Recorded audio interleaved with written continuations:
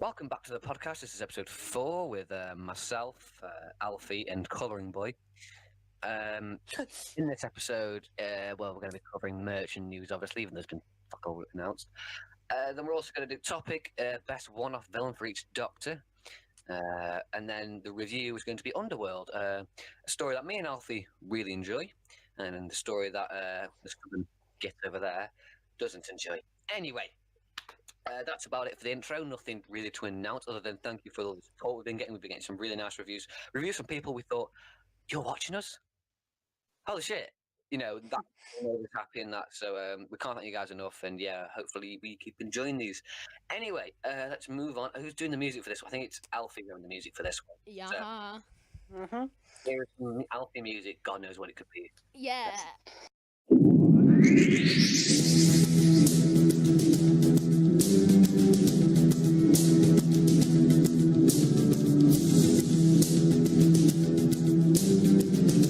I've got nothing left.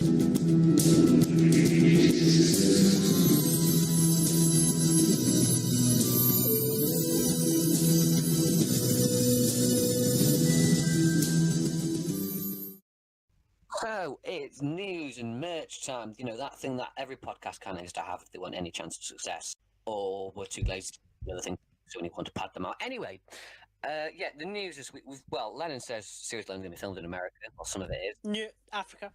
Africa. Alfie says we've known about this for a while, and all this other stuff, and they've had a bit of a small little spout. It's To be not honest, a spout, it's just honesty to Lennon. Because get his facts right. Actually, they've also wrapped up the filming for Series 11 as well. Actually. Oh, they wrapped it up. That's new news, Yeah. Lennon. Yeah. Still. No, it looks. Alfie, they announced the Africa fight a few days ago. Oh god, here we go. Oh, really, Lennon? Yeah. Oh my God. Fuck you. How dare you? We are an honourable, respecting podcast, and we respect all our members. But some reason, Mr. McScotland face here seems to disrespect one of us. Don't you You're laugh so at funny. me. Anyway, relax it. You have an enemy now. Yeah, so basically, Series 11 appears to be finished filming. So, here's what we think about that. Let's move on to the merch. A very short segment. Series 11. What we know. Maybe, I don't know. Maybe I don't know. You know, she could have sonic beam locators. Where we're going with this. I have She- etheric she- beam locators. Yeah. She could have. She could have a. But A what? well, Lennon, that's a bit too far. Well, everyone was giving child-friendly jokes until you were jumping on the bandwagon, giving bloody the 13th Doctor a Was it you who gave the woman a Lennon, why have you done this to Jodie Whittaker? Lennon, no. Bleep it out. Alfie, you go, because then everyone will be like, what did he say? Yeah. Work some Alfie. I'll beep out and I'll also beep out when I said it then. Yeah. Anyway, yeah. So that is the news, really. So nothing interesting. But anyway, the merch. We've had some interesting items. We'll go over the ones we don't really care about first. First of all, Abby Shot. I've released a 12th Doctor Series 9 coat. That's nice and all, but we don't really care about cosplay at this point in time. Luke only likes to cosplay as female companions due to the miniskirt collection.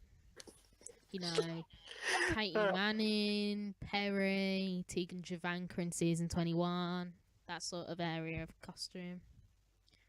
What, the flowery, sort of like vest with the leather skirt. Resurrection of the Daleks.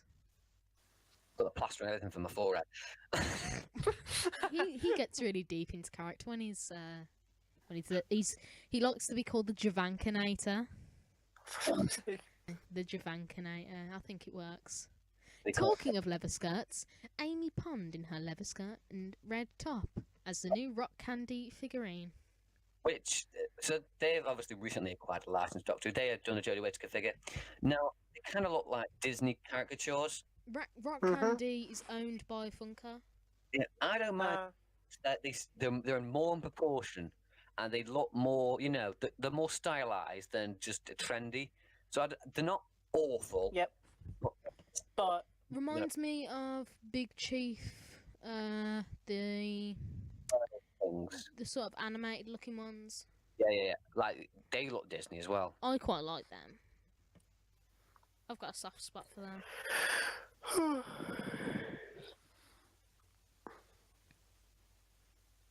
And that's for the merchandise section. Now moving on. no. Okay, well, moving on from that stylized piece of garbage, we have the 10-inch adventure doll, which has been renamed. Look at that. We have the free figurine collections. We have the Cyber Leader, the Stone Dalek, and the Pig Slave. And on the 2 latest issues, we have the new logo and a little bonus edition. We're getting a Canine Mark 1, which is quite funky, and it looks cool. Can't do anything fast. Anyway, yeah, figurine stuff's been announced. They've changed their logo on their magazines to the new one now. Part 133 will be the final one to use. The Matt Smith. Can we have a second of silence just for that old logo? Done. Yeah, these are new figurines, so we are asked to put it bluntly. But the K9 Mark 1 does interest us. It's a bonus one, but you can still buy it off the website. Just it means if you're a subscriber, you get £1 off, which is nice and all for those. People are moaning about the paint job. I've seen in the comments of pictures of it, and I think, yeah, but with these, they're hand painted. They're not all going to look like that. Leave them to it. I trust my faith in Eagle Moss. Big Finish ranges 51 to 100 or £3 each on CD. That's a good deal. Mhm. I think if you are wanting to sell them, buy those, give it 3 years, they'll be worth a bit of money, especially the thought. But the things that we are kind of most excited about is the soundtrack on CD for the 5 Doctors and the Invasion. I'll let you guys do your opinion on this first. I'm excited for the 5 Doctors because it was one of my first classic stories on that DVD file subscription thing. Can we just have a quick scroll through the titles of the music? So we got opening theme, a new console, Eye of Orion, Cosmic Angst. Then we have 5, Melting Icebergs. Great Balls of Fire. Title track. They should have named the album that. Number 9, Bus Stop. That's going to be a favourite. Number 10, Dalek Alley. That's 11. It is 11. Number 12, Hand in the Wall. Which I like to think of Hole in the Wall. It's a spin off of that. My Best Enemy. You've got 2 Cybermen ones. Yeah, Then 3. Cyberman 1 and Cyberman 2. And the iconic Cyberman 3. Also, another favourite. Not the Mind Probe! Oh, classic. Where... What track number's that? That is number 21. Oh, that's a meme number right there for you lads. Whoa. Oh, for God's sake. They should have named the album Not the Mind Probe. No, they should just make a song called Not the Mind Probe. No, not the Mind Probe. That's the line. No, not the Mind Probe. Oh, they've got a... I always think this has so many different little tunes to it. Where the second Doctor's telling his poem to remember the way through the cave. It's like, dun dun dun dun dun dun. I'm probably going to buy this because I'm excited. I'm going to buy it. Can't I just direct your attention to tracks, where are they? 46 and 47. 46. Bus Stop, Nowhere, No Time. 47 and 48. 47, 40. Enter Barusa, enter the... Oh! Barusa enters the Master. Oh, Well. jeez. I'm happy they're including the special edition Yeah, it's soundtracks. Mm-hmm. Cybermen versus Raston Warrior Robot. In all seriousness, is a good piece of music. I don't remember it. Well, I watched it yesterday, so The cover looks great. I'm liking that. Yeah, 70 I do. I quite like it. 71. And then we have the invasion. Well, what? No, 71. One last track. Look at track 71. Oh, one moment. I am going to track 71. Oh, Barusa. Are these all meant to be innuendos? As easy as pie? Above and between? God's sake. We're into this, aren't we? Anyway, we have the invasion. I prefer the artwork and the Five Doctors because it's a bit more different. Yeah. The invasion cover's still quite nice. Yes. Doctor of the Moon and are some of the best Doctor Who pieces of music from the 60s. That's just fact. Mm-hmm. Oh, they're the best from the 60s. I just That and- remember like dun dun dun dun dun dun dun, that sort of stuff. That's not how it goes, but okay. Yeah, it is. Don't you No, lie it's to not. me. You're my enemy now, from what you've said. Well, I like the one. It's like it says Music 9, Music 10. I'm guessing these haven't been announced yet, but it's like Yeah. International Electromagnetic Headquarters interior. So with the exterior and interior music. As far as I remember, they were the same. But my problem with the artwork is there's been so much invasion artwork done. I mean, I've even done 2 pieces myself. You know, it's like it is a bit different. That's pretty much it for merch and that kind of thing. Right, before we end the merchandise Well- section, I'm expecting we've got many fans that like Big Finish, if you're listening now, because you're listening to a podcast. But Owen. I want to know your favourite 51 to 100 audio stories, so I know what ones to buy. Because I want to know what ones to get, because I'm confused myself, and I want to know the best ones, and I'm probably going to get some myself. So Alfie, the Whovie of a small collection will leave just the whole list, basically. I don't mind that. So yeah, that's all I want from that. Just, all of them, because in all seriousness, yeah, Big Finish. I've listened to some. Some of it I thought was really good. Some of it I thought was okay. Oh, that wasn't good at all. Oh dear. Anyway, that's pretty much it for the merch and that. Well, There's not much to talk about, no, that's the problem. especially in news. It's been fuck all. So we'll see you in the topic section where we'll be chatting about our favourite one-off villains. Goodbye.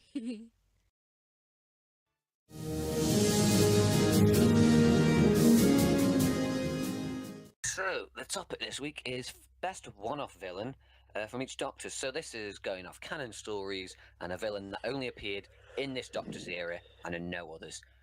Just to make it clear. So for the first Doctor, for me, it's going to be the Celestial Toymaker. Oh, Same for me as well. I like the Vord. The Vord. Give us a minute. I mean, Oh yeah, got it. I like the Vord. You own a figure of the Vord, Luke.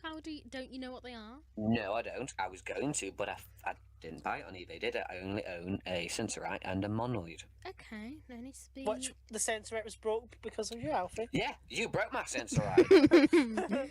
It's okay. Look, I'll put it in my bag. It's okay. Got it out. It's there, literally. The stand was fine, but the Sensorite was kind of looking at his feet. And Alfie's reaction is, "Oh." Wow, I was And then he expecting. And then he goes, "It wasn't me." There, smugly eating his Greggs. This is why you don't give anything to me, because I'll break it. You know, the worst thing is, I can't glue it because of the way it is, because I can't fit the glue thing under it, so he's now permanently like that.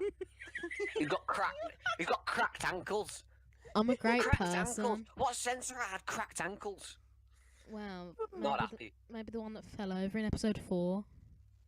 He didn't have cracked ankles. He didn't have a massive seam in his ankles where they could lift him up and his feet would stay there.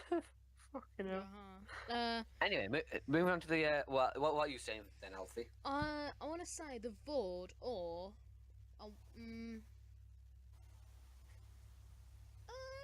I like Quellion, Wotan. I think's good. I I like think the Quellion's good. I like Wotan though. Yeah, It's between the Vord Oh. or Wotan.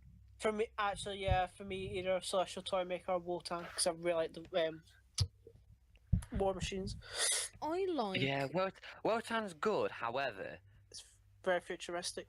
Yeah, but he's a bit simple. You know what I mean? He's a bit two-dimensional. But he's still, There's still, a he's still sense of threatening. there's a sense of foreboding when he gets introduced and like, this is the main villain. But the Celestial Toymaker is also Annika Wills does play Polly because I don't want to mess that up.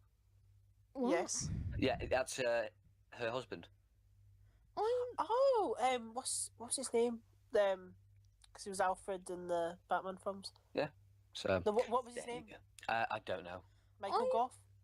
No, that's who No. plays one of the people in the Deadly Assassin. He plays. Oh yeah, I can't remember what his name was. I'm How did you pretty get sure- that mixed up?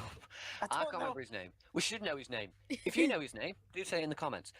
But yeah, for me, it's going to be Celestial Toymaker or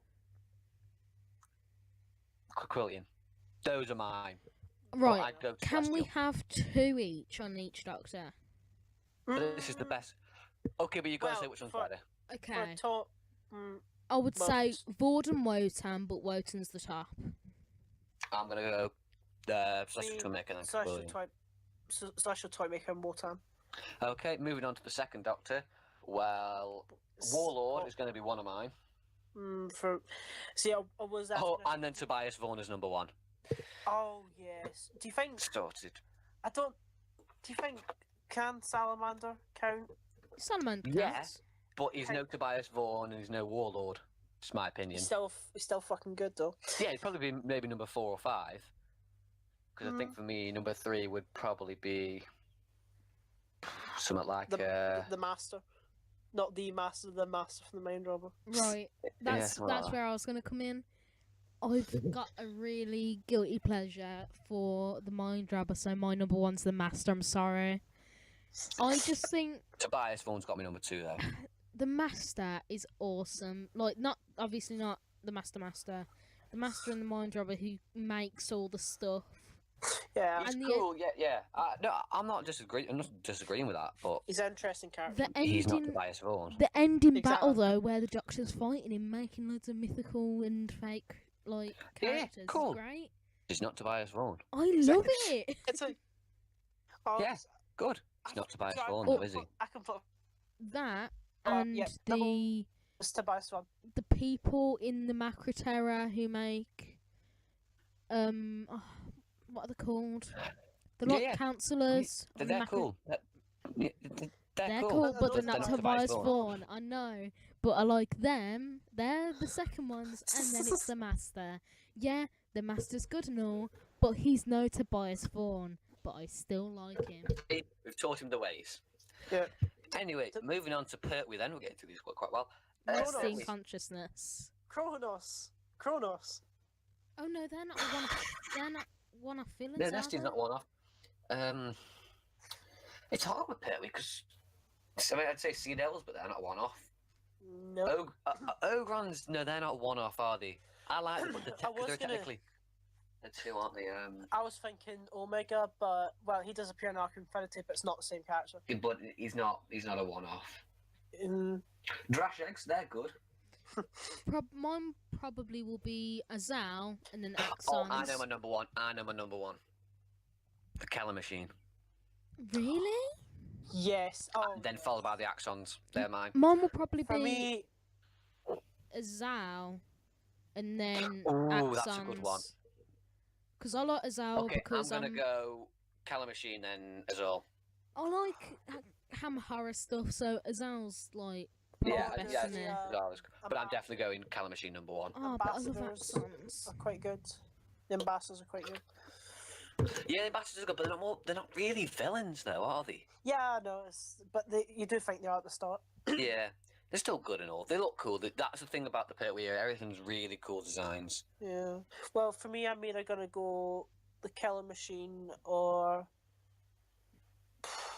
yeah, the Keller Machine. That's my The favorite. Keller Machine or the Keller Machine. Yeah, Okay. you got the moving Keller Machine and the standstill Keller Machine. exactly. So. That should have been a figure. Anyway, moving on to the fourth Doctor. Well, number 1 is easy. So, obviously. It's obviously Sutek. Number 2, Oh, bit of thinking. Warren. Wearing a good. Kroll's good. Fantastic. he is actually. No, I'm being serious. That Kroll's good. It oh is the good, Naimon. yes. The Nymons, the Fendal. Right, I'm gonna give two Minyans. ones that you might hate me for. Pieces Well, of season 8. The What was first the one, Marshmallow good? the first one, Vok robots. I was about to say Vok robots. Vok robots are awesome, and my Yeah. second to first, the Augury. What about Oh, Magnus for Grill? fuck's sake. What about I- Magnus Grill and Mr. Sin? I was about to love say the that as well. Augury. The Augury is so And, funky and cool. Mr. Your top one-off villains in Baker, the Augury. The Augury are From the- awesome. They're just rocks. Professor Exactly. Rumford fighting the Augury is the best thing and What's your deserves a obsession spin-off. with the Augury? It's mainly the story of the Stones. I just love it. I think. But then they- we'll get another class because then you got Scaroth as well. Oh, I was about to say that. But, Oh, yeah. but the Augury. Mandrills, the creature. But the Augury. For fuck's sake. I'm gonna go. Augury. Oh, aren't you? But the Augury. How you are forgetting the Crinoids?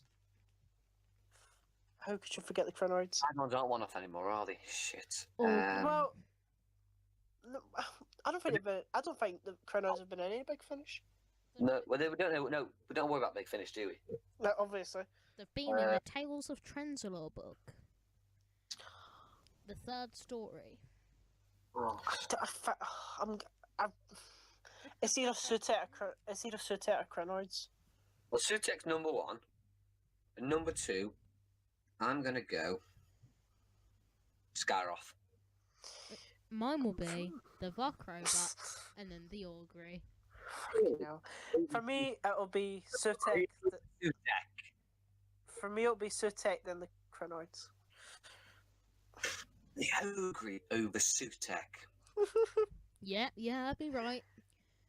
Nothing's better than the Augury. We'd like to announce a place opening up in the podcast, as we'd like to kick the editor out. Preferably you'd like to edit, as he's lost his mind. He is now in a mental institution. The Augury are the best characters. No, look, Alfie, that's like saying Genesis of Adults is better. No, Paradise Towers is better than Genesis of Adults, even though for a fact it's not. That's obviously correct. Destiny's better than Genesis. Mm. I think there's an argument there, because a lot of people say Destiny's crap. It's like, have you actually watched Destiny? It's not. No, that's the thing. That'll be Destiny a is good really topic. good. That could be a will. Anyway, then on to the 5th Doctor. Best one-off. Well, I think the Pterodactyls, Tractators. Shara's Jack. Oh, obviously it's got to be Shara's Jack number 1. Yeah, I think that's. The Awakening thing. I mean, no, it's The not maybe Malice. not number The 1. Malice. The Malice. That's it. Malice. Yeah. Mine will Mind probably he's go cool. Shara's Jack the Malice. Um, Actually, no, I'll probably get the Malice Shara's Jack because I really like So he likes Awakening. the Ogre, but doesn't like the things from Time Flight, but then they're practically the same. They're just copying the Augury. The Augury's style also was good for unique. Joss. and they're just trying to What about the copy it. Fourth Doomsday guys? They're quite cool. The Monarch, Enlightenment, and the They're other cool. one.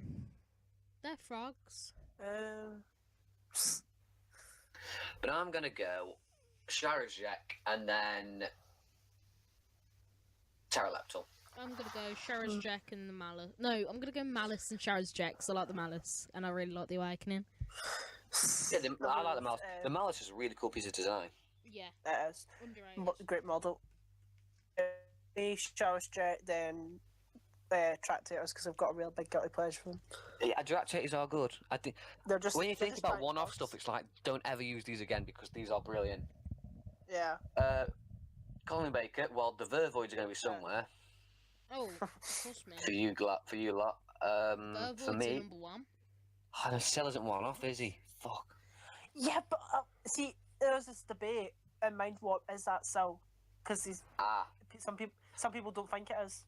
right. Well, in that case, then I'm going to put Cell as number 1, and then the Rani isn't one, and then the thing from Time Lash.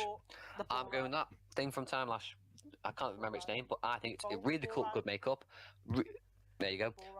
Really, really cool sort of character in itself, and I just think it's actually quite terrifying. So there you go. For me, I think it'll go Syl and then Elfrey from the Mysterious Planet, the giant robot thing. Welcome to Alfie's controversial thoughts. This episode, number one. Fucking hell. You've already had some It's- controversial thoughts, I think. Exactly. Next time. Number one, it's the Vervoids, and number two, it's Justini from the Two Doctors. Oh, Fuck. Shock Eye. Oh, Shock Eye. Shock Eye's good. Aye. Justini's not No, good. He's brilliant. Shock Eye's I brilliant. forgot the Ah, right, yeah, race. Shock Eye's Androgum, that's it. Androgum, the Androgums. Androgum. Yeah. The Androgums. Then it goes Vervoids, then The best Androgums. character in that entire episode is the guy who owns the restaurant. Who? Yeah. Oh, Oscar. I feel so bad Oscar. for Oscar. Oh, such a shame when he dies. He's a cool character. That's Yeah. such a good story. We should review that soon. Bleep it out. Anyway, Seventh Doctor. Oh yeah. The cleaners could be somewhere. Cleaners So- and Candyman. Hang on, but you've got the cheetah people. Fenric. You've got the Fenric. Fenric, You've got the destroyer. the weird purple penis thing from Tilton the Man. They Yeah, weren't well- evil though. If you watch the episode, Lennon. Yeah, I know, but they look like it. Ghost oh, Light. We have the Chief Clown. Yeah, Tet Chief Clown. I was about to say that. Tetraps. Yeah, Tetraps. Candyman. Silver Nemesis herself. For fuck's sake. I'm gonna go. I think I really like the cheetah people because I think they're really cool and they used to kind of scare me as a kid. So I think the cheetah people are good because they're a good concept which could be redone today and it could still look quite nice Mm-hmm. if you did it well. And they've done really well in survival itself. So I think cheetah people maybe. I don't know I'm gonna destroyer number one, Ooh. cheetah people number two. Right. I have number one, it's Defo Fenric. I love Fenric. Oh. That's Obviously. fair enough. Right. And at number two, I have three favourite McCoy designs. Number one is the Tetrap, number two is the Cleaner, and number three is the Destroyer. I'm going to oddly go with the Tetrap, because I really like the design of the Tetrap. I think the Tetraps sum up classic Doctor Who monsters Yeah. in a way. Rubbery, nice looking, coolio sort of Can we- stuff. Can scare a child, can be laughed at, can also be quite terrifying, and if they were done today, they would be done 1,000 times better. That sums up classic Doctor Who monsters. I like the tongue as well when he licks Mel's neck, but you know, let's move on from that. Eighth Doctor, well, we can't really say, can we? Because we don't know enough about the expanded stuff to even. Eric Roberts. We'd have to go the master again. You'll wouldn't have to go Gordon Tipple and Eric Roberts. Pre-Eric Roberts when he's just a snake. we? Yeah. When he's shit Lennon, CGI. look at Even the as master, screen. that doesn't even count, though, does it? It's debatable. No, the Ninth Doctor, well, number one's going to be the gas mask zombies, and number. Are they still being technically one off because they're only a Sarah They Jane are Adventure? one to me and Doctor Universe are one. Yeah. Let's go. I'm going to go then. Gas mask zombies, and then still me. Right, here's mine. Number one, the Reapers. I love the design of the Reapers. Oh, they're brilliant. Oh, a Sycorax series one or they series two? They're series 2. Well, It's the 10th deba- Doctor, it's series 2. Debate. But for me, 'cause Debatable. here's a series. I Right, think the recording blocks would have been for series two, and it's on the series two DVD. Oh, well, that's series two then. yeah, I would say it's 10th Doctor stuff. But number one is the Reaper, and number two, I would say the Gelth. I love the Gelth. The editor, can we just say, is very good. Yeah, The what? the editor, The Simon editor. Pegg. Oh yeah. I call him Max. Um. That's one of my favourite lines in series one. Yeah. For me, see, Slovene and fuck, what was the other one? I can't remember. I'll come back. In his old age of 15, he gets these things muddled up. Oh, that's Gas Mask Zombies. Yeah, That's okay. matter. I think Gas Mask Zombies, just for the iconicness of them. Yeah. I mean, you know, that and the Weeping Angels, the only things that have a catchphrase that have kind of been original. You know what I mean? Yeah, exactly. Yeah. 10th Doctor, The Rachnos. you've got stuff like the Adipose. The Absorber Laugh. Fucking The Oh, Hoyts. Chloe Webber. Oh, the Osiris the fact child. Oh, the thing that was inside her. Yeah, Whoa. Osiris. Oh, I'll tell you a good one. The Wire. I really love The Yeah, Wire. the white, the Krilla chain are good. See, The Jack cigarettes are shit. really good. I like Lazarus minus CGI. He's still standard. Oh, Okay. number one, The Flood. Number two, The Wire. Yes. I know my number well- one. I know my number one. Number one, Scarecrows. Number two, The Wire.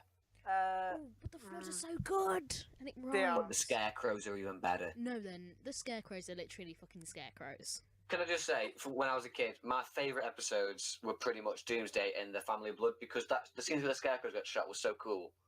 Yeah, they do. And the Scarecrows, yes, they are just Scarecrows, but they do look fucking terrifying and they are really cool. They do. Kaylin, she wouldn't even go anywhere near that episode when she was younger.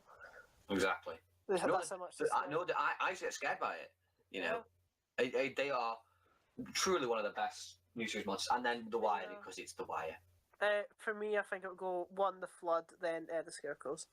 Yeah, I think that's 11th Doctor. Then you got Smilers, you got Prisoner Zero.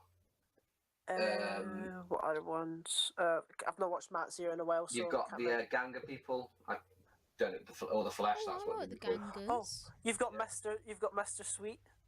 Oh, don't even mention it. Oh, I'll tell you what. I'm trying to think. Series 7. The Peg Dolls from Night They're Terrors. I love the They're Peg good. Dolls. They're, they're all right. I'm just trying to think. Series 7. I think they're one off, but they're all shit. You can't really say the Great Intelligence, can you? Because he was in Troughton. No. Yeah. Uh, I'd say the Peg Dolls were the last creepiest find in Yoo-Hoo. Oh, what yeah. About Under the Lake? What about Under the Lake? Oh, I don't know. I think. This wrong time for this debate. Yeah, we should probably do an episode on Scariest Monsters. Mine will probably be. Oh, the Minotaur from the God Complex was good. He is good, yeah. You're right with that. Mine will probably be the Peg Dolls and the Minotaur. I know it's like a bad choice. Oh, wow. People might think it's a bad choice, but you know, opinion's an opinion. Oh, I know. Dream Lord. He is good. I think I might go Dream Lord. I like his character, but I think I've he's not, good. I've not watched. I forgot what it Amy's Choice. Yeah, I've not watched it. I love that. I love Series 5, so yeah, I think I'm going to go Yeah, Dream Lord number 1. It's the best new series. What are the things that go in the grannies? The big eyes in the grannies' mouths? Yeah, I forgot what they're called. That's an. Do they have a name? They had a name. They do, Should we try and they do. find They it don't have a quickly? You try and find the name. I'll just speak. But yeah, I don't think they'd be my number 2. For me, I do like Prisoner Zero. I like the Smilers a lot. They're cool. I know, because a lot of Matt Smith stuff isn't one-off because it reappears all the time. You know, this Lawrence, the design I hate, but the characters themselves are quite good. But of course, they're not reoccurring. Daleks are quite alright in the Matt Smith area until you get to the last half of it. So I think in Clara's half the series, was there anything really good in that? Whisperman.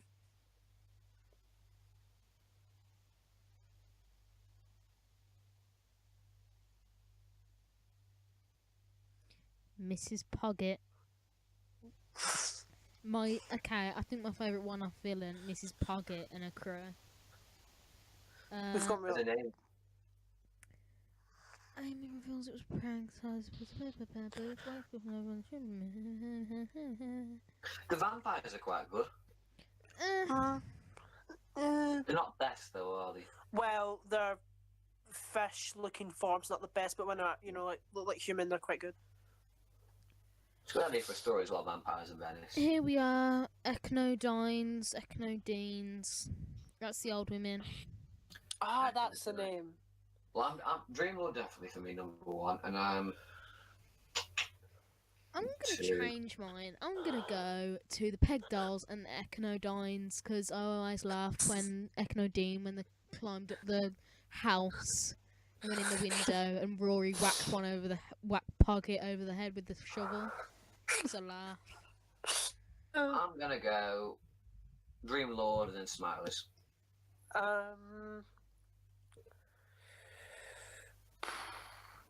Dreamlord and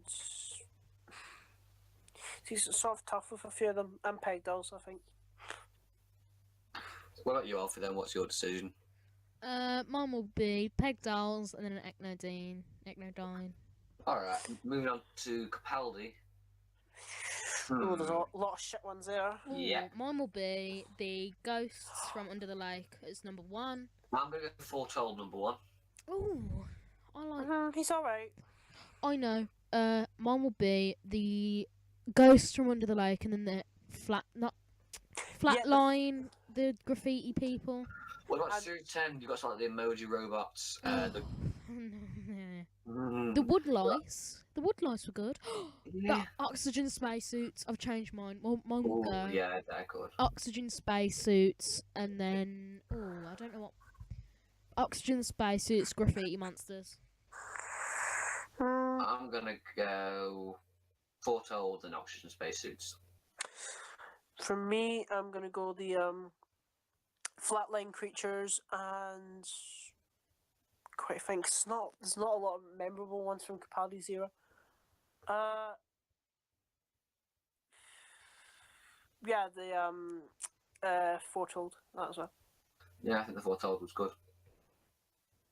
Wait, isn't the Foretold's the mummy, isn't it? Yeah, the Right, moment. 'cause I was thinking that weird. Oh, creature. the what's it called in Time Heist? Yeah, so that's what I was getting confused with, the weird creature thing with the 2 eyes. That's called the Teller. Yeah, he's That's it. good. Or she? He's- Is it he's he or alright. she? It's I don't know. he, I guess. Yeah, the Teller's cool, Mm. but he's no Foretold. Yeah, Foretold's brilliant. I think that's a decent. Yeah, I'm happy with them. I don't think I want to change anything. Nope. No, neither do I. Well, that was Leonard's idea, so that's worked well. We've killed, not killed time. We've done some cracking Good recording. topics. Yes, We sir. have. Definitely. So, shall we move on to the episode review being Underworld? Oh, Yeah, God. so here is for the last time today. Actually, no, outro with some music as well. Here for the second to last time today is some of Alfie's music choice.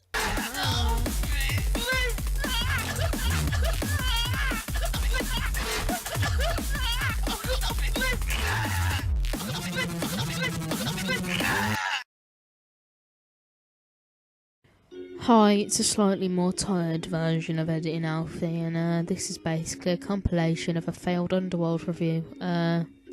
Basically, it's currently 2 in the morning.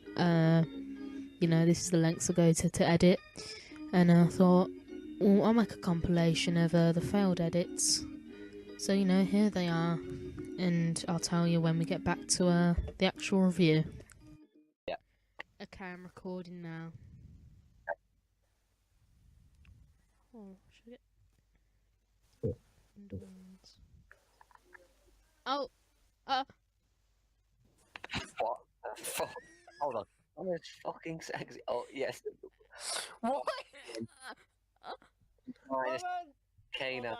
Hold on, you can I'll be back in a minute. instead of rating it out of 10, I'm gonna be like, I give this a 4.5 out of a 4.5 Ian Beals crying. And we should just play the clip of him 4 times and 4.5 times. What at the bottom? I've got nothing left. Okay, Lennon, read the notes you've written. So much in on part 1. Tom is fucking sexy as shit. Oh, yes, dada. These are Alfie's notes, by the way. That wise man was Alfie Shaw.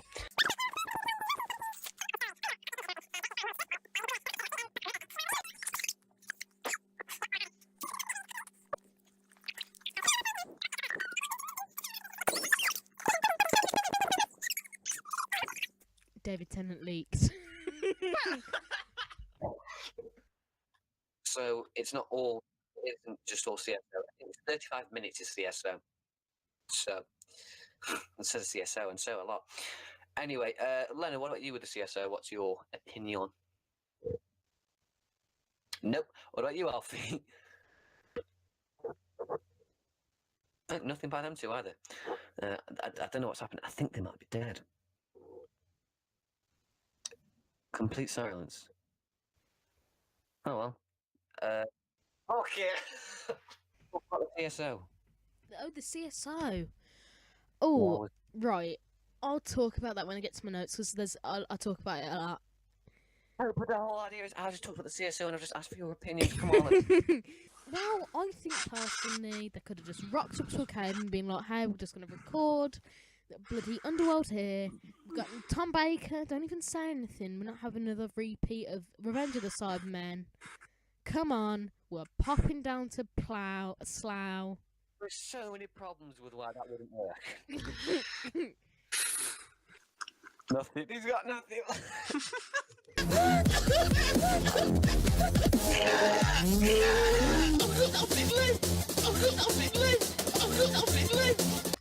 So yeah, we cut out there then because of some technical difficulties. God knows what you've heard. So we're going to Sad go Ian on. Beals. For fuck's sake. We're He spent 20 minutes getting videos of Ian Beale crying. 20 minutes. we can... And can we just say, he's got nothing left. We know Ian Beale's got nothing left. all I remember was a man going to fight. He is an idiot. Uh-huh. He is. A long, long time I bet ago even in Lan at this ancient point is just Greece, given and trying to agree with in you. the ullering Yep. land of Crete, Right. lived a We dynamic don't king need you Minos. to Wait a read minute! this. Oh, Whoa! Minos was in the Minotaur. really? Did you? I told you to watch the making of document. Oh, for the love of... It's all gone to shit, this review. Rate this story. I'll rate it a 10 out of 10. He's rating stories on a random website now. Create This my is- own.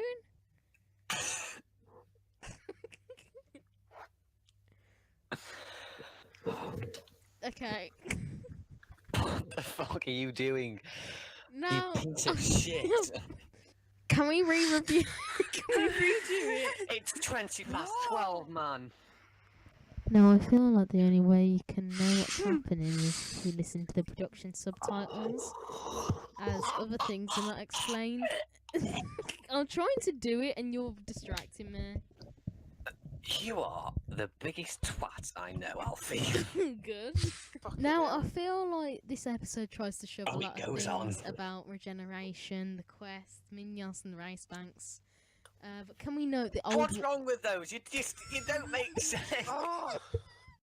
Then we have the old woman. Effect.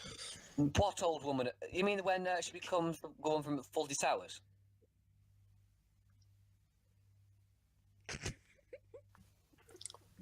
Sorry, it's alright, it just went silent. Oh, actually, a question and you didn't fucking say anything. I don't know Oh. what you're talking about. Oh, fucking kill me now. Now, Dudley Simpson has a magnificent score in this episode. The music feels mighty and mythological. How would you do the review tomorrow? We can't. It's late 70s and the effects aren't that good. Yep. Like the CSO kitchen in Terror of the Autons. Why are you trying to save something that is sunk? Now, the reprise from episode 3 is 2 minutes long, but due to it underrunning by 22 minutes. He is this little shit who just goes for the small details. Now again, I think the polystyrene rocks aren't that good. That's gonna be a Should we task. just start from the start? No. Hello, here's a fun fact. We actually did start from the top, and this is what you're going to hear now. So I hope you enjoyed that little Luke and Lennon getting angry at me, because, you know, I'm just a laugh. I'll let you get back to the review. This is Ed and Alfie out, so please enjoy the review. Goodbye. So today's review is Underworld, the 1978 story written by Bob Baker and Dave Martin. Now, before we get into our thoughts, we'll just give us a quick synopsis, just for those of you who don't know the episode. But we'll let Alfie do that because he's going to be the best at it, I hope. So the TARDIS arrives on a minion spaceship, the R1C, commanded by a man named Jackson and his crew, who are on a long quest to recover the minion race banks from a ship called the P7E, which left their planet centuries ago. The Doctor helps to free the R1C after it becomes buried in a meteorite storm, then crashes into another new formed planet. Inside the planet is a system of caves, and at the heart, which is the P7E, has a computer, the Oracle, which is programmed to protect the race banks, but subsequently went insane, and with the aid of its robotic servants, the Seers, imposed its rule on the minion survivors, and their descendants. It allows Jackson to take what appears to be the race banks, but are actually imitations containing fission grenades. Know what he was saying. Yeah. But yeah, that's just a quick synopsis of it, just in case you didn't know what it is. But that probably confused you more than even if you have seen it now. But yeah, we obviously have no structure to these reviews yet. We'll probably find a structure. Our plan is to go general thoughts, then behind the scenes, and then verdict and that kind of thing.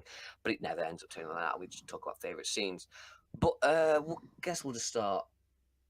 Well, let's talk about the first episode. For a story that's slated for CSO, the first episode has none except for 4 windows, which really didn't need to be CSO, which occasionally give people weird hairlines. But the first part itself is interesting. It's got some good lines, got some good moments. The set of the bridge of the spaceship is rather impressive for 1977. Would have been designed by Dick Coles, and also probably... Actually, no, A.J. Mitchell wouldn't have...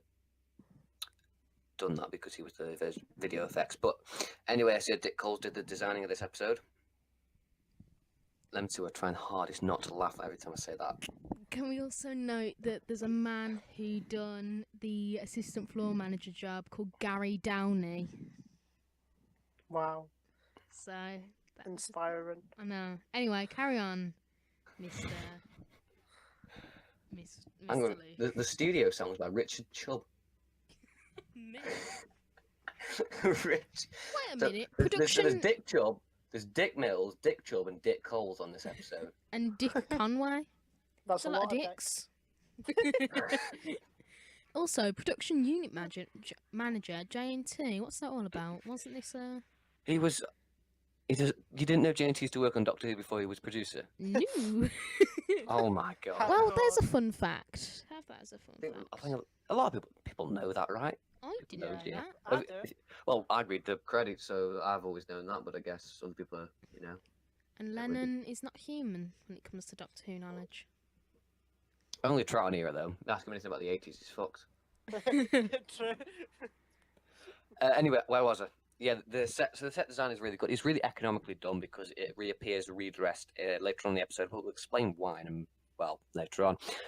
That's it for sets. Well, other than the TARDIS set, but that's a standing set, so we don't need to talk about that. But of course, the opening shots really is the Doctor just doing some painting. God knows what he's been painting, but he's got some paint on his face, some paint on his shirt. Well, I don't know it's like that baggy thing that artists wear to look interesting, and he's got a berry on and everything, and it's rather cool. It's a very Fourth Doctor-y thing. Summons up Tom. Yeah. Doctor And a bet. What? Well, hang on, where's he going with that? No. Esque. Fourth Doctor-esque. Fourth Doctor-esque. What? All those I don't- words. All those words. Words. And Can I probably many say others. that I love Leela, the Doctor, and Kanon in this episode for their chemistry? Same. I thought you were about to say for his campness. No, it's just I think this is one of the best episodes for the Fourth Doctor, Leela, and K9. Yeah, but it's not Talons Wing Triangle Robots of Death. Actually, no, Ooh. Kanon's not in them, is he? Yeah, exactly. Sunmakers not- is another it's- good example, and Image of It's the not Fendal. Image. It's not Image of the Fendal. Oh, Image of the Yeah, I'm not Fendal. keen on Image of the Fendal. I think it's okay. I don't think it's brilliant. What? Oh, we've got to do Image of the Fendal soon. I have. Soon, this is the second Fourth Doctor one we're done. Well, we can do it as the third one after doing every other Doctor. Right. Anyway, I keep losing my train of thought because this is one of the many attempts at recording this review. More on that probably later. Can we note on the models now how great I'll- they are? I was- no, I'm you've about already- to- I've already All right, I'm mentioned it. about to get to that. Oh, That could have been a really smooth transition, but now you've just made it look chunky.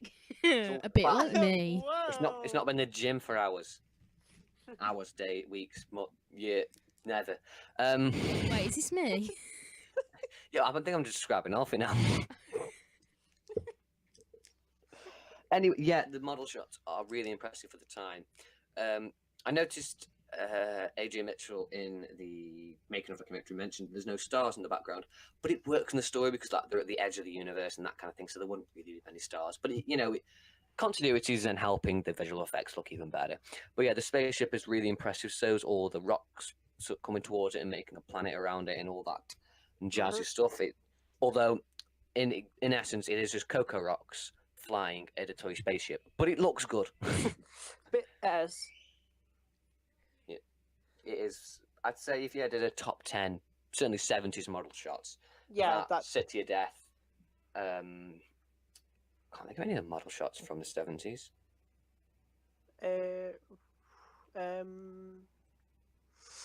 Ranger Simon. Yeah, the Beacon stuff quite good. But you know what I mean. It'd be up there in my opinion. So for a story that's slated for special effects, the first episode doesn't let down at all. Some really good stuff in it. Now, anyway, the supporting cast.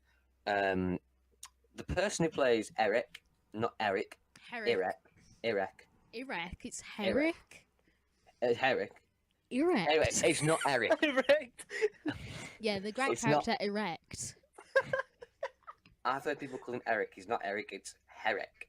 Played by the late Alan Lake. He died a few months after the episode was aired, Mm-hmm. I do believe. Or was it a few years? Was that years or I months? think it was months. Should I? Okay, you Well, carry on. I'll find No, out. it's not important. Well, it isn't. Okay. It's just, But let's not get let's just call sidetracked him again. the late Alan Lake. Yeah. Uh, Anyway, I was, for a second I was trying to remember what the guy called in the next Doctor. Jackson David. Lake. I can't remember because the supporting character called Jackson. Anyway, speaking of that, there's Jackson who's sort of the main one, who is, because it draws on themes of Jason the Argonauts, who is Jason, which Jason the Argonauts is a Greek myth for those who don't know. And all the names are play on words like Talia is a play on Atlanta, who was the only, so in certain versions of the story, is the only woman on the Jason the Argonauts voyage. Right. And Do you like how mythological references are really prominent in like Classica? they're not prominent. I think it's prominent because this, is literally Jason and the Argonauts, where With a strong science fiction element. I prefer mythological stuff in the Time Monster, and I'm not too fond on this because I wish it would rather focused on What mythological stuff's in the Time Monster? Atlantis. I thought you said the Time Warrior. What? I So thought, what? Hang on, wait, what? here's Oh, Luke yeah, of course, Reviews Time Monster, yeah. confusing the Time Warrior with the Time Monster. I'm not the biggest fan of this episode, but I can tell you one thing that does work is that where Tom rewrites stuff with unscripted lines and that, and has improv, and it's definitely his Doctor, and again has good chemistry with Leela and K9 because of his improvisation. Where like in some episodes that doesn't work, but I think this is one of the episodes where it really works here. So that's a good point. Mhm. I'm hoping people agree with me on this point. I really do, because I want you to get slated in the comments for like, well, what is your point? You're saying it's crap, but you're not really saying much about why it's crap. You're just kind of going, it's crap because actually this bit's good, but it's just crap. That is what you're saying. I'm saying it's weak. There's a difference between crap and weak. Explain the difference. Crap is crap in every way. It's like, the Doctor's bloody slaughtering loads of orphans, and they've killed Mixed off. with episode 3, I think. No, you're crap, right? That's a 0 out of 10. That's like, there's no good story, there's no good part about it. Weak, there's good parts, but it's overweighted by bad parts. Oh, you know a lot about being overweight, but anyway, we'll move on from that. Oh.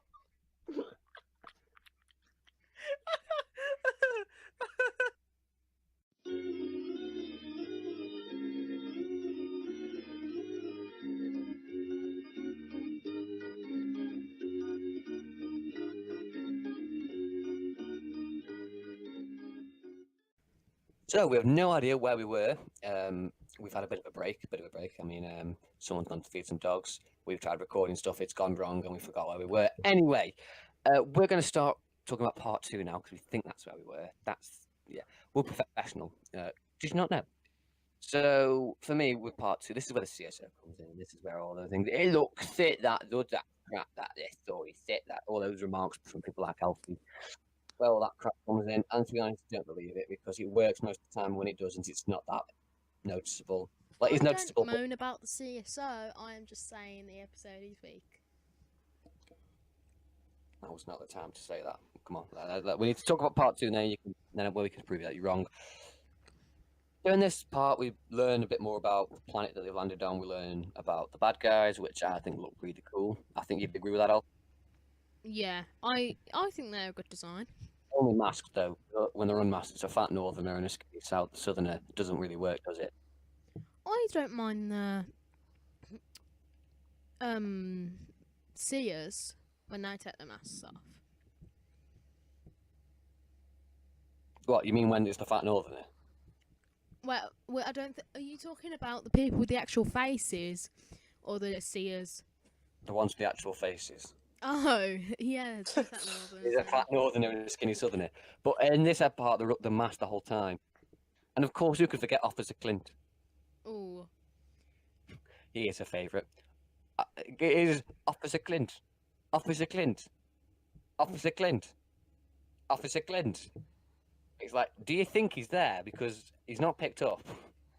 But anyway, this is where the Doctor and Leela meet their sort of side character for this one, whose name does Oh, what is his name? Oh, it begins with an I. Anyway, they meet him because while he's getting chased by the bad guys, which is a really good chase scene, I think. I think the CSO worked there. I like when he climbs through the little hole in the rock. I thought that was some good CSR. Yeah, considering that is done, we're basically superimposing a small model that was made on the cheap, which is what that CSO is into picture. It's a model, Yeah. you know, and it's all done live. There was no after editing. They didn't like do what the green screen was done, edited and after. So, you know. And I quite like that side character because you also have his dad, who's about to fall under the sword, isn't he? That's episode 3. That's episode. Oh, oh yeah, part 2's the fumigation, isn't it? But part 2, he gets taken away in part 2. Well, what I don't get is right. So they've got to take his father away, and they want him. Okay, so they want the little kid. But he stands there. One of them's got the father. There's 2 around him. They do nothing. He's there. He's talking to his father. They could have grabbed him there. I mean, I love this story. Well, I don't love. We quite like the story, but that still annoys me to this day. It's like that really just doesn't make sense. We should have done something so then they wanted to go after him. Right. So we have the doc. Basically, for the rest of this episode, after finding this guy, it's the Doctor and Leela. I think it's just the people planning how to get them, and the Doctor and Leela planning how to get out, and then you've got Jackson and his crew. I no wonder. Yeah, Oh, they and just wonder. Herrick killing Officer Clint. Oh yeah, Officer Clint. Oh, and then Herrick replies with like, "Oh, it's And then he, Officer Clint can't pick up at this time or something. yeah, and he's like, "Oh, it's a Herrick something something." But I don't know why. But throughout all of this episode, he's loving it. Do you notice in this episode that actor is just loving it, just running about? Like even in the serious situation of him nearly dying, he's bloody laughing. Yeah, I think he's probably the best one out of the crew. Yeah, defo. One of it. We were going back to episode 1. One of his best scenes is when he's firing all the missiles and he's panicking because they're not working. I When love he's it. I love it when he's being interrogated in episode 4, I believe. hang on. What's episode 3's cliffhanger? Episode 3 is episode 3 is the sword, isn't it? Not the sword. The sword isn't a cliffhanger. It's when they fall into the pit. Oh yeah. Oh no, when they're about to fall. Oh yeah. That It's cliffhanger still doesn't really make too much sense to me. no. Why didn't they? What? It's basically the dad pissing up, isn't it? Just pushing it away. He falls over and he goes, "Son," and the son helps him up instead of saving the Doctor. But what were they expecting to happen? What was their plan? I don't know. Because it's supposed to be sort of composed to Troy. I get But out it's like, how was that? I get in the minecart. The minecart gets pushed. The minecart fall in hole, and then we escape. Minecart. Why do you sound like the fat German kid from The Simpsons? Oh, I was going for more of a Augustus Gloop. Okay. Is he a fat German kid? He was fat. Was he too? Was Augustus Gloop German? Was he? It sounds like a German. Yes, he name. was. Is he? Yes, there we go. But So- don't you think? Now, hear me out here. I know you love the episode. I'm not saying it's a bad episode. It's an average one. It is a 5 out of 10. or That's a any- 4.5. But do you think part 2 is one of the weaker episodes in weaker parts? I'd say it's the weakest, but it does have some of the best scenes. Okay, I'll allow that. Just in my opinion, I think it's a very weak part because it's just a lot of I think the best stuff is the chase, and of course Officer Clint. Clint. Clint. You need to get the sound bite of him saying it. Clint. Then- Clint. but I love how Herrick's there, and he looks at it for a good minute, like, Clint. what do I do? And the guys are there going, Officer Clint, Officer Clint, Officer Clint, Officer Clint, and then Herrick goes, Hi, it's Eric here. Should I find out what he says? Hello, it's Yeah. Eric. So moving on to the third part of episode 2, this is where, gas fumes are coming into the airlock where the Doctor, their newfound friend, Leo and K9 isn't there. And basically, the Doctor goes to have a sniff to see what it is, as it's making him like a fucking idiot, making himself like him. And then the newfound friend thinks set a trap for him, so he tries to kill the fourth Doctor, and it all goes very smoky with some dry ice. Paul Louis Jameson gets a rash, and that's the end of the episode. Right, originally the script states that it's meant to be the Doctor getting caught on a lever, and you see a fan revolving. But in this one, Tom Baker literally coughs, presses a button, and it's fixed. In the original script, it was meant to be really intricate, and I love how they've just done it so the Doctor coughs, presses a button, and it switches round. Yeah, it's but I like that. But the best scene is in episode 3, which we'll move on to now, is when he looks up and he goes, "So where did it all go?" Said in the camera. Oh, I'm Brilliant. not the biggest fan of those sort of moments, like in like Image Like of the the Blackpool Fender. videos and that kind of thing where he says goodbye, mind the stairs. Also, the bit where it's in Invasion of Time. That's the most. I screwed everyone with getting out of this one. Yeah, that's a classic. It's the fourth Doctor though. It's old Yeah. 70s television. It's brilliant. I'm just thinking the fourth Doctor does that anyway. Like when it's not nothing's happening. He's painting and he just looks at a random wall. This looks pretty cool. Yeah, I Ooh. those scenes. Part 3 has one of my favourite scenes that are really oddly placed in an episode where you've got the scenes of tension of the sword about to slice into this man's head. Then you've got Tom Baker in a gravity chute pretending in his scarf, his wings, whilst really happy, cheery music plays, which is my favourite scene in this episode. Where the music's like dun dun dun dun dun dun dun. We should have that in the music for this episode. Oh, that's going to be the transition music. And the outro, that should be the outro. Oh yeah. Yeah, I love that scene. I listened to the commentary. I listened to half of it. Well, not half, a bit more than half. Actually, I just have it on the background. Louise Jameson said they were told to look like they were floating, but Tom just couldn't be bothered, so he just started playing with his scarf.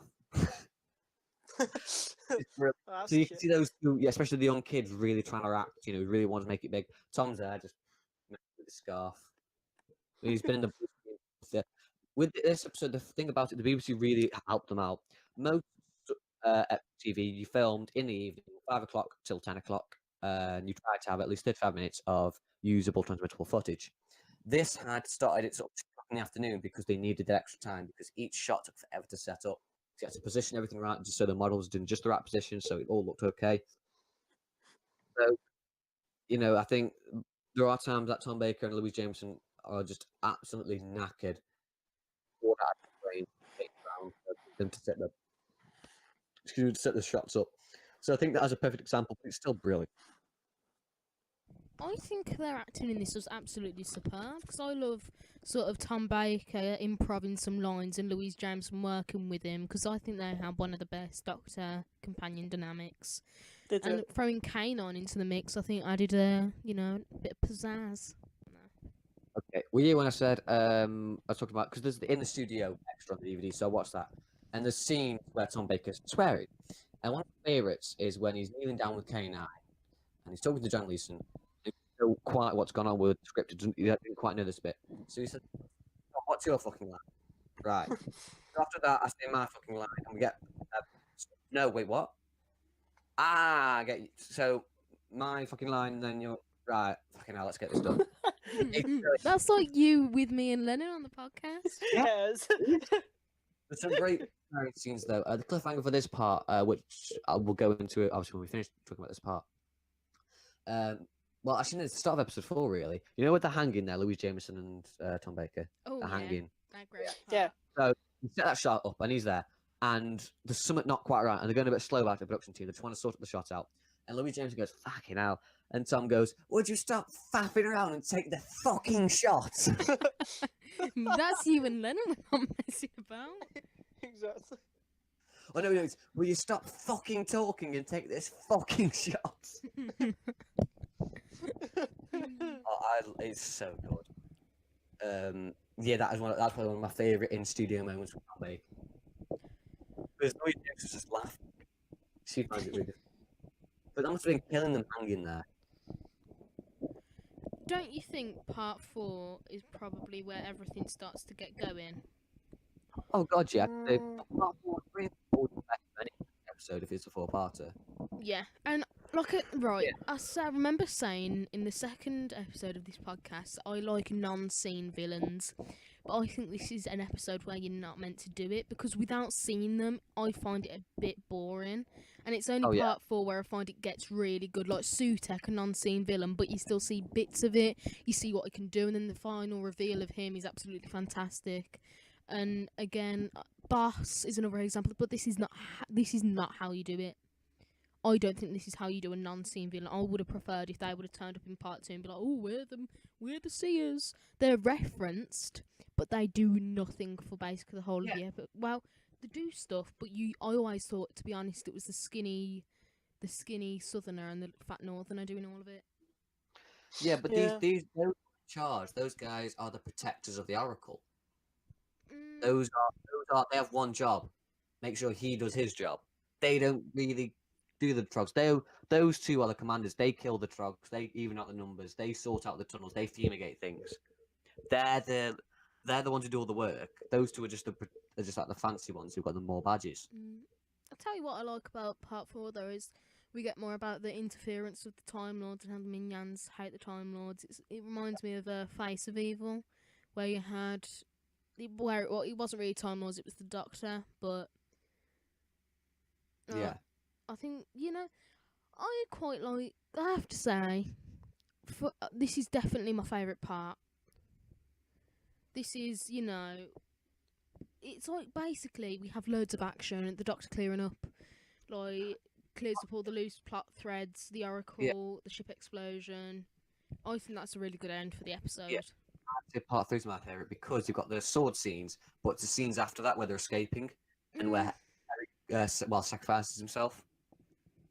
Yeah, I would have preferred if he died after that but then just to give it a bit more urgency. But to be honest, if it wasn't for him being alive, we wouldn't get the reveal of the Seers. Yeah, and I think that the interrogation scenes are really good as well. He does some really good acting there. Yeah. You believe he's on electric shock in his brain. Yeah, those You see it as well, whether I hate them, see them as pointless or not. They look really good. Yeah. I don't know what they remind me of, but they're like, I love the design of them. They remind me of kind of the thing from Warrior's Gate, sort of that, and R2D2. I think it's a very basic design, but it's very good, simplistic. I think one phrase that sums it up. It's classic Doctor Who. It will be funky. I don't know how they're gonna do it if they come back with a nice redesign. But they might ruin it. So they will. So they look nice. I'd like to see someone do a modern rendition of them. Oh yeah, they should do a figurine collection of them. They should do. They are really cool. And it's funny. There's in-studio footage of those with the helmets on, and them two are just having a laugh. They're in a fag. They're just laughing the whole time. It seems like the people working had a good time filming, even though they were under immense pressure. It seemed like I think Louise Jameson just said the Sunmakers is her favourite. Yeah, it's our favourite. Yeah, it's our favourite. But the commentary, they seem to be enjoying it, and Tom Baker was really enjoying watching it from the commentary. Bob Baker's with them as well, and it's funny. But this came out. This is always seen as the one that was Star Wars as well. Yeah. Hmm. This was released before Star Wars released in the Yeah. UK. This is like this one talks a lot about Star Wars and that. And Tom Baker says in it that Star Wars, they stole from us, and he goes, "Did he?" Goes, "Oh yes, stole lots of stuff from us." Hmm. And he's talked about Alec Guinness and how he played his role really seriously, and he said he'd like to have played Obi-Wan Kenobi because he said he would have done it even more serious. Oh. Which the comment to this is rather enjoyable. Well, anyway, episode 3, we're going off track. We're going off topic here. The sword scene, the ceremonial scene. We should probably talk a bit more about that. So it's not a gritty sci-fi as in season 13, Brandon Morbius, Seeds of Doom, but it's not comedic sci-fi. It's not City of Death. It's hammer horror.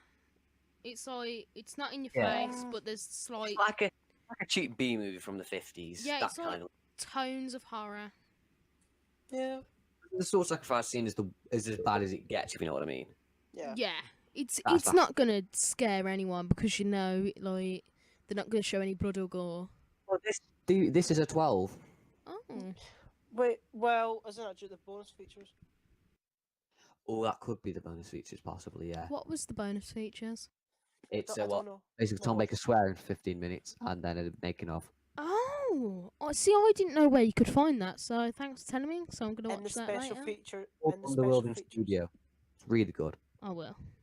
They edit all the clips they've got together so you can see the recording days.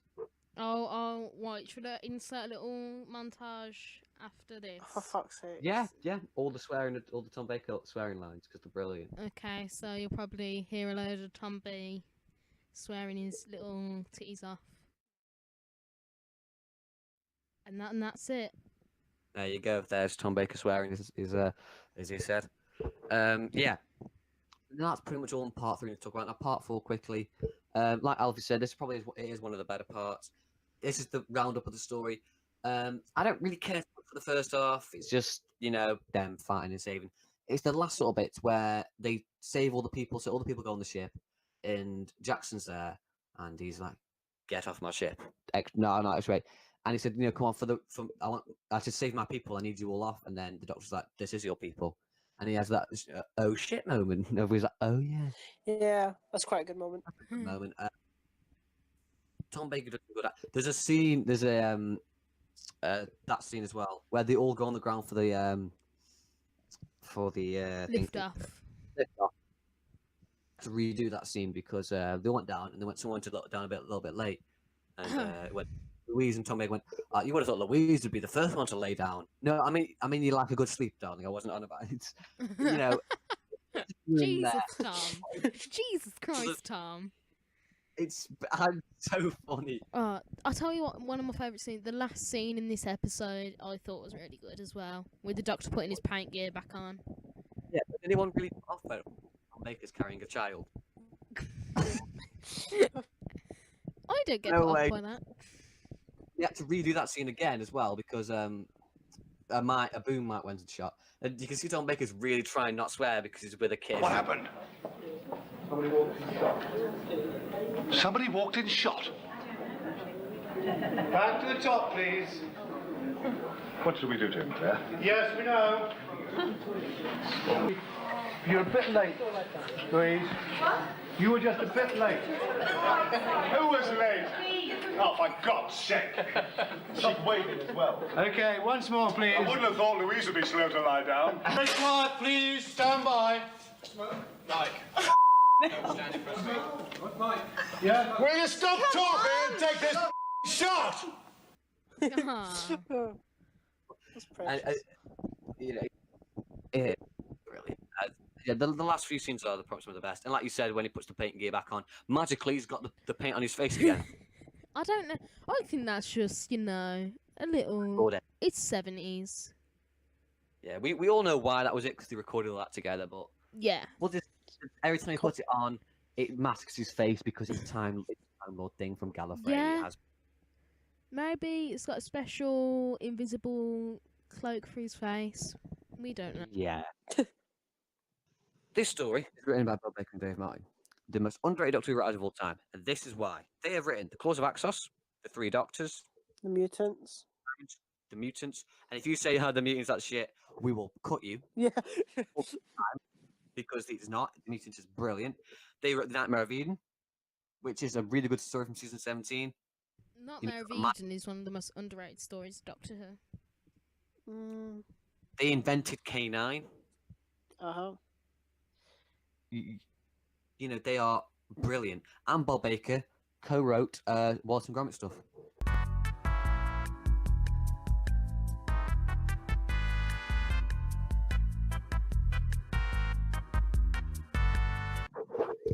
I'll make it 7. Okay. I give it a 4.5 out of 10 as well. 4.5 out of 10. So I rate this episode 4.5 sad crying Ian Beals out of 10 sad crying Ian Beals. In case you missed that. 4.5 sad crying Ian Beals out of 10 sad crying Ian Beals. Here's Ian Beals. I've got nothing left. I've got nothing. So as you can tell, Ian Beale's not got anything left. Anyway, He has nothing left. Lennon, what no- does he have left? Lennon. Lemons. What? Lemons, what does he have left? Nothing. He's got nothing left. so enthusiastic. Nothing. He's got nothing left. Can we just fucking wrap this up for God's sake? Lemons. So that has been our rather dreadful review of Underworld. We can only apologise that we put you. But anyway, we hope you enjoyed this episode. If you did, please hit the like button and turn notifications on because we're twats. No, I'm joking. They don't. Yeah. Like the video, comment, say what your favourite part was. If you're listening to this, push through. Here is the word for this week. Every week we will do a word at the end of the episode. So you prove you've watched the end, just so we know, and just so we can thank you for it. I guess we know that we will respect you more if you get what I mean. Can this I decide the word? It's 3 words. Sad What? crying Ian Beale. Ian Beale is the same word. That's 4 words. Twat. I knew you were going to say that, but then because it's because video's going to have sad crying Ian Beals in. So So let's just say. I know Ian should be the word. Just listen to this part, just so we know, and we'll thank you and all that other stuff. And subscribe if you've got a channel, maybe. Yeah, sure, fuck it, why not? And about it. So we'll see you hopefully in the next episode, and hopefully this is Sunday. Hopefully, yes, hopefully. if certain someone can edit. Anyway, these are my final words. Officer Clinton. Lennon, have you got any final words? I've got nothing left. And here, my final words. Anyway, that's goodbye for all of us. So we'll see you in the next one. Bye. Bye. Bye! Wait, one more. Bye, bye, bye, bye, bye, bye, bye, bye, bye, bye, bye, bye, bye. Stop recording now, please.